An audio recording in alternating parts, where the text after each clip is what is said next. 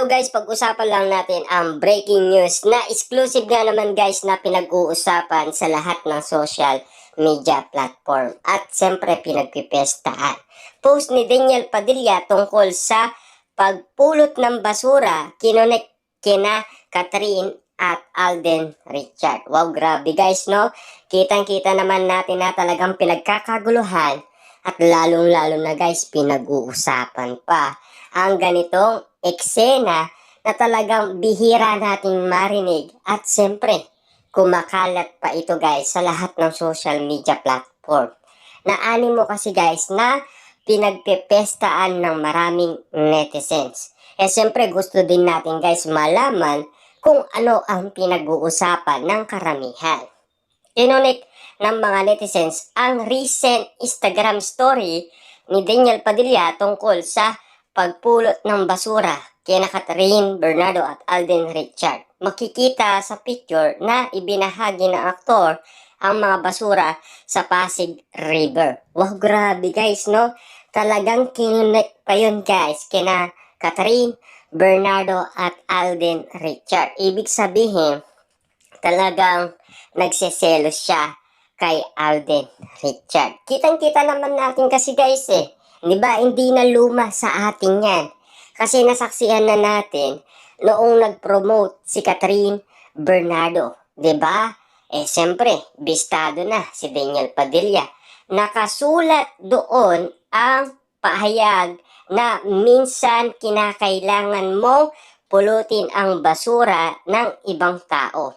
To leave the world better than you found it, sometimes you have to pick up another people trust sa post. Ilang netizens ang naniniwala pasimpleng patama ito ni Daniel para sa ex-girlfriend niyang si Catherine at sa bagong nalilink dito na si Alden Richard.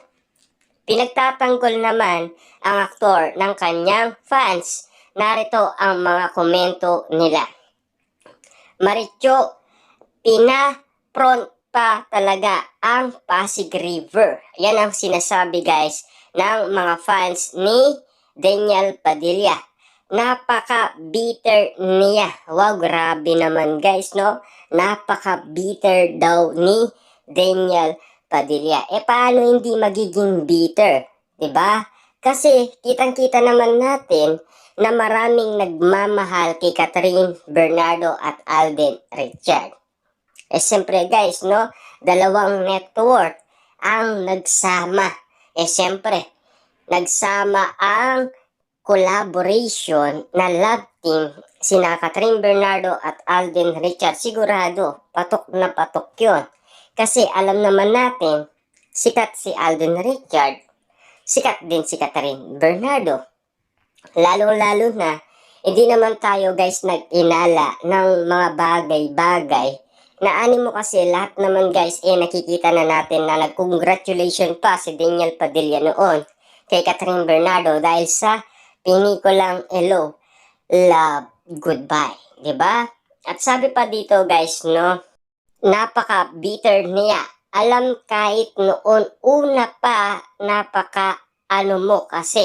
Kasi ano ka, sana tanggapin mo na lang kung ano ka na ngayon. Nananahimik na yon, babae ikaw pa ata ang mas maingay, be good na lang kasi.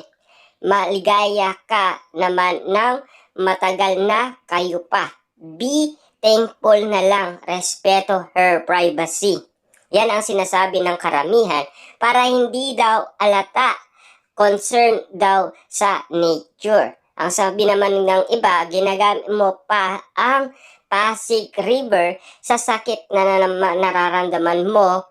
Oy, ikaw din ang lumika niyon. Napakaswerte naman ng mamahalin ni Catherine at magmamahal kay Catherine. Sabi pa dito guys, kawawa naman yung mga bitter dito.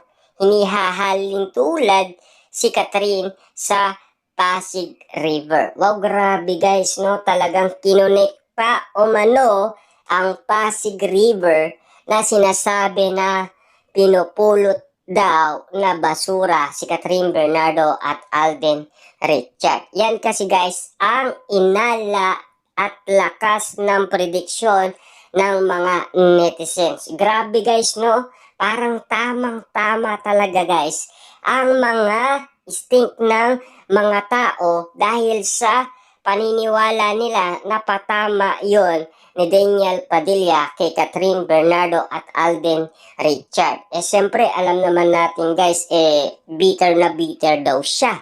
Sabi ng mga netizens. Grabe nga naman guys, no? Talagang ramdam na mga netizens na napaka-bitter niya naman kay noong una pa, napaka-ano mo na kasi. 'Di ba? Kasi ano yan ang sinasabi guys ng mga netizens kay Daniel Padilla at sinasabi nila na siya daw naman ang gumawa nun.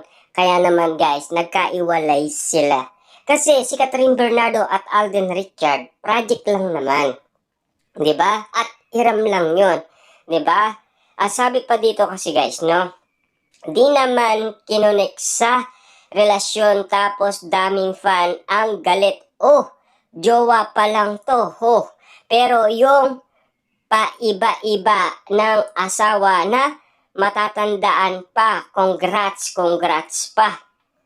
Eto na naman ang mga taong kinukunik ang post ni DJ, mga makikitid ang utak na walang ibang magagawa, may masabi lang sa tao.